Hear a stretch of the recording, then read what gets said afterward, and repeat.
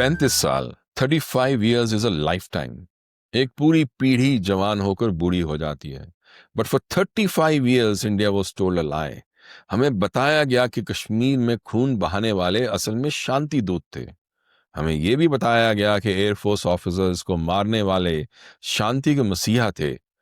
भारत का सबसे बड़ा दुर्भाग्य ये नहीं है कि हमारे दुश्मन थे। शर्म की बात तो यह है कि भारतीय समाज ने अपने ही हथियारों को नेता और स्टेट्समैन बनने की इजाजत दे दी, वो भी अपने ही राजनेताओं और पत्रकारों के हाथों। जिसने 4 निहत्थे वायु सैनिक को भून दिया, उसे दिल्ली के इंटेलेक्चुअल्स ने सिर आंखों पर बिठाया। But today that wall of lies has cracked.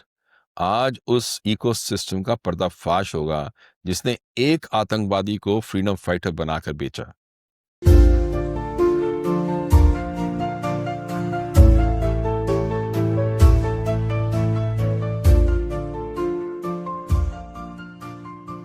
आज के एपिसोड का आरंभ एक कहानी से करते हैं।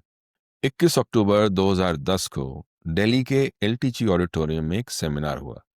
आयोजक थे campaign for relief of political prisoners और मंच पर बैठे थे अरुंधति रॉय, डीयू के उस समय के professor SAR Gilani, Jammu and Kashmir university के प्रोफेसर शेख शौकत हुसैन, एक्टिविस्ट और माओइस्ट वरावरा राव, एक्टिविस्ट सुजातो भद्र और राइटर और एक्टिविस्ट शुद्धव्रता सेन गुप्ता। इन सब ने मिलकर बड़ी भावुकता से हम सबको ये ज्ञान बांटा, कश्मीरियों को ही कश्मीर के भविष्य का निर्णय खुद करना चाहिए। उधर बाहर और ऑडिटोरियम के भीतर कश्मीरी पंडित अपने ही शहर में विरोध कर रहे थे, गिरफ्तार हो रहे थे, धक्के खा रहे थे। पर मंच पर बैठे ये कश्मीरियत के ठेकेदार वरावरा राव, अरुंधति रॉय, शुद्धव्रता सेन गुप्ता, इन जैसे लोग अपने भाषणों में कश्मीरी को सिर्फ और सिर्फ कश्मीरी मुसलमानों के रूप में परिभाषित कर रहे थे। कश्मीरी पंडितों का तो जैसे कोई अस्तित्व ही ना हो। सबसे हैरानी की बात पता क्या है? पूरे ऑडिटोरियम में बैठे किसी एक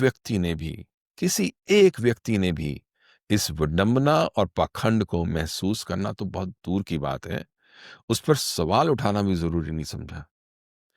यही है कश्मीर का असली पाखंड और दुर्भाग्य। कश्मीर और कश्मीरियत शब्दों का अर्थ इन पाखंडियों ने सिर्फ कश्मीरी मुसलमानों के अधिकार को बनाकर रख दिया है, बस उतना ही। अगर इसका मतलब कश्मीरी पंडितों को एलटीजी ऑडिटोरियम के बाहर धकेलना हो या पूरे कश्मीर से जड़ से उखाड़ फेंकना हो, तो इन लोगों को कोई समस्या नहीं होती। सच तो ये है कि यह पाखंड नहीं, ये एक सुव्यवस्थित सोची समझी योजना है। एक ऐसी योजना जिसमें कश्मीरी पंडितों की आवाज को दबाया जाता रहा, उन्हें अदृश्य बनाया दिया गया, ताकि दुनिया के सामने कश्मीर का एकमात्र प्रतिनिधि सिर्फ कश्मीरी मुसलमान ही हो। यही खेल चला दशकों से, यही कहानी रही कश्मीर की। That moment defined India's distorted soul.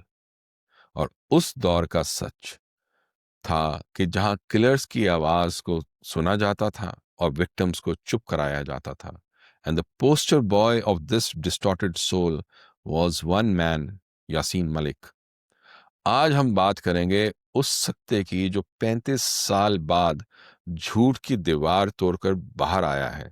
We will analyze the 1990 Indian Air Force killings and the eyewitness testimony that has finally destroyed the narratives of the Lutyens ecosystem. सबसे पहले फैक्ट्स पर बात करते हैं। 25 जनवरी 1990 रावलपुरा बस स्टैंड, सुबह का समय। Indian air force के जवान अपनी बस का इंतजार कर रहे थे। दे वर अनआर्म्ड, उनके पास कोई हथियार नहीं थे। वे किसी बैटल जोन में नहीं थे, ड्यूटी पर रिपोर्ट करने जा रहे थे। तभी वहां यासीन मलिक और उसके JKLF के गुंडे आते हैं and they open fire. Not a warning shot, an unannounced massacre. Squadron leader Ravi Khanna, corporal DB Singh, corporal Uday Shankar, airman Azad Ahmed, Bharat के 4 जवान शहीद हो गए। 22 और इंजर हो गए। Squadron leader Khanna was shot 27 times, 27 गोलियां। That was not violence, it was a classic act of hate. Malik की इस बर्बरता को समझने की जरा चेष्टा करो। ये फ्रीडम स्ट्रगल नहीं थी, ये cold blooded murder from complete hate था। But for decades the narrative was twisted. हमें कहा गया we don't know who fired, हमें कहा गया इट वाज कंफ्यूजन। बट आज सत्य हम सबके समक्ष है और चिल्लाकर कह रहा है कि हत्यारा कौन था।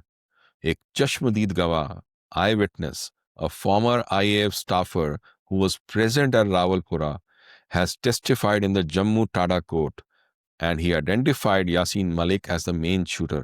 उसने कोर्ट में उठकर यह कहा कि यह वही आदमी है जिसने गोली चलाई थी।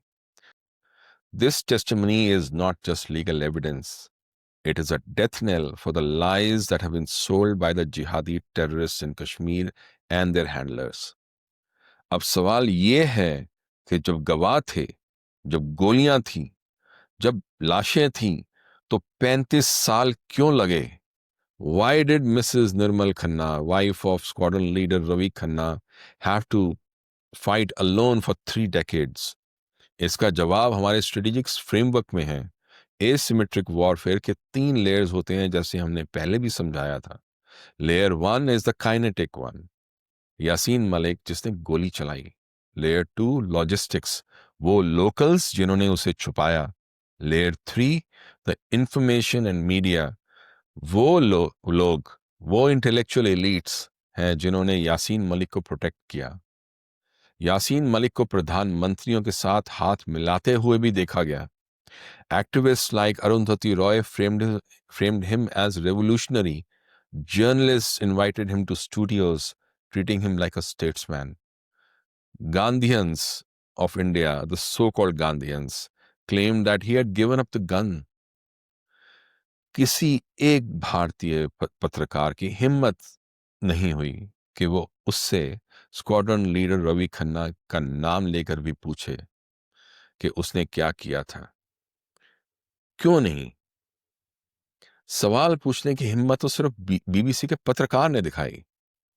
क्या वो सवाल जो बीबीसी के पत्रकार ने पूछे, वो भारतीय मीडिया को नहीं करने चाहिए थे? क्या किसी ने ये नहीं पूछा मलिक से कि स्क्वाड्रन लीडर रवि खन्ना पर 27 गोलियां आखिर क्यों चलाई? पर किसी ने नहीं पूछा, बल्कि दे सैनिटाइज्ड हिम। उन्होंने एक आतंकवादी का मेकओवर कर दिया। They called it the peace process, but it was complicity. Bharat के पत्रकार हमें समझाते रहे कि डायलॉग इज नेसेसरी, लेकिन हम सब जानते थे कि यह सब एक धोखा था। हमारे साथ, हमारे वायुसेना के सेनानियों के साथ बातचीत नेताओं से होती है, आतंकवादियों से नहीं। जब आप एक किलर को वॉइस ऑफ कश्मीर बनाते हैं, तो आप उन लोगों के मुंह पर तमाचा मारते हैं जिन्होंने उसे मारा था।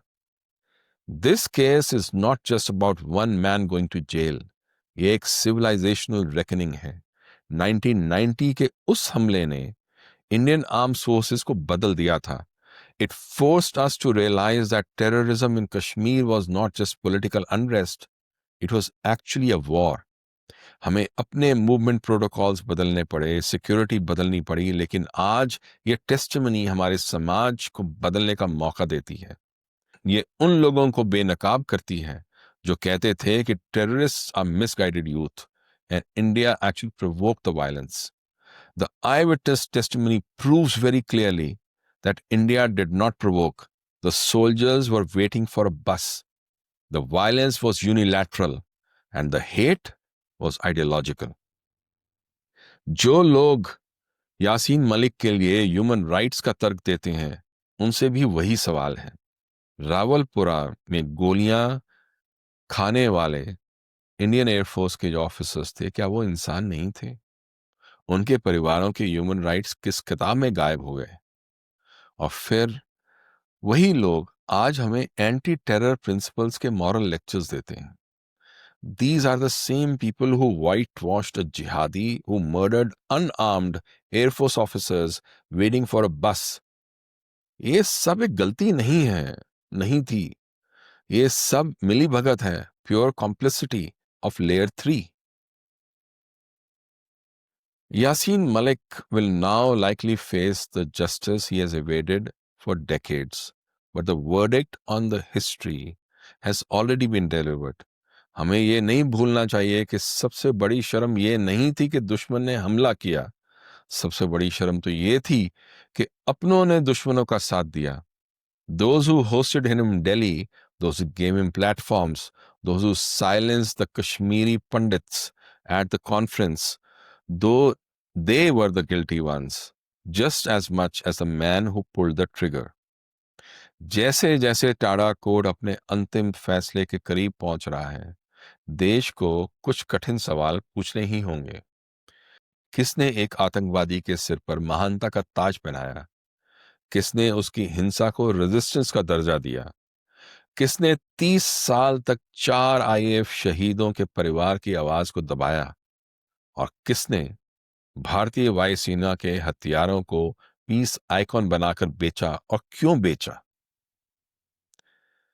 यह सिर्फ एक कोर्ट रूम ब्रेक थ्रू नहीं है. This is a moral audit of the Indian Republic and it's citizens. Bharat अपनी कहानी उन हाथों से वापस ले रहा है जिन्होंने उसे सालों तक तोड़ा मरोड़ा. The eyewitness testimony is not merely evidence, it is a vindication. Bharat के वीरों के लिए, उनके परिवारों के लिए, for the Indian Air Force and for India. और उस सच्चाई के लिए, चाहे प्रोपेगेंडा कितना ही ताकतवर क्यों ना हो, चाहे उसके प्रोटेक्टर्स कितने ही इन्फ्लुएंशियल क्यों ना हो, अगर हम सत्य का साथ नहीं छोड़ेंगे, तो सत्य हमेशा विजयी होता है. यासीन मलिक अब उस न्याय का सामना करेंगे जिससे वो दशकों तक बचते रहे. और राष्ट्र अपने वीर वायुसेना योद्धाओं को, squadron leader Ravi Khanna, corporal DB Singh, corporal Uday Shankar, airman Azad Ahmed और उनके परिवारों से अंततः ये सब कह पाएगा कि हमने आपको भुलाया नहीं, हम आपको कभी भुला नहीं सकते. हमने आपके बलिदानों को व्यर्थ नहीं जाने दिया. हमने आपके हथियारों को ना कभी क्षमा किया था और ना किसी को करने देंगे. हमें देर अवश्य लगी, पर हम आपके कातिलों को बचने नहीं देंगे. दिस इज दृष्टिकोण, जहां हम खबर पढ़ते नहीं, खबर के पीछे का सच देखते हैं.